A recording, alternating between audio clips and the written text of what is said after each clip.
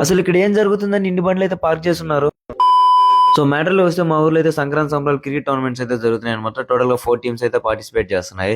So 4 teams ఉన్నాయి కాబట్టి knockout matches అయితే జరుగుతున్నాయి అనమాట. సో నాకౌట్ మ్యాచెస్ అంటే మీకు తెలిసిందే, డూ ఆర్ డై మ్యాచెస్ అనమాట. ఎవరైతే గెలుస్తారో వాళ్ళు ఫైనల్స్ కి అయితే వెళ్ళిపోతారు. సో ఫస్ట్ మ్యాచ్ అయితే మోహన్ వాళ్ళకి సాయన్ వాళ్ళకి జరిగింది. సో మోహన్ వాళ్ళు ఫస్ట్ బ్యాటింగ్ చేసి 101 స్కోర్ అయితే టార్గెట్ గా ఇచ్చారు. సో సాయన్ వాళ్ళు అయితే బ్యాటింగ్ వచ్చారనమాట. 101 అయితే రీచ్ చేయలేకపోయారు. సో మోహన్ టీం వాళ్ళు అయితే ఫస్ట్ మ్యాచ్ గెలిచి డైరెక్ట్ గా ఫైనల్ కి అయితే సెలెక్ట్ అయిపోయారు. సో సెకండ్ మ్యాచ్ వచ్చేసి నంది వర్సెస్ శివయ్య అనమాట. సో ఫస్ట్ నంది వాళ్ళు అయితే 49 టార్గెట్ ఇచ్చారు 10 అవర్స్ కి. సో మేము దాన్ని అయితే 8 అవర్స్ లో కంప్లీట్ చేసేసాం. సో ఇప్పుడైతే మాకు మోహన్ టీం వాళ్ళకి అయితే ఫైనల్స్ మ్యాచ్ అయితే ఉంది. సో లంచ్ కి వెళ్ళేసాక వచ్చాక మ్యాచ్ అయితే స్టార్ట్ చేశారు. ఇంకా ఆఫ్టర్నూన్ సెక్షన్ 3:30 కల్లా ఫైనల్ మ్యాచ్ అయితే స్టార్ట్ అయిపోయింది అనమాట. సో ఫస్ట్ మోహన్ టీం వాళ్ళు అయితే బ్యాటింగ్ చేసి 60 అయితే టార్గెట్ ఇచ్చారు మాకు 10 అవర్స్ గాను. మా టీం వాళ్ళు అయితే అల్లీగానే అవుట్ అయిపోయారు కాబట్టి మాకైతే మ్యాచ్ మీద హోప్ అయితే వెళ్ళిపోయింది. సో మా అన్న అయితే లాస్ట్ లో 2 సిక్స్లు కొట్టి మ్యాచ్ మీద హోప్ అయితే తీసుకొచ్చాడు.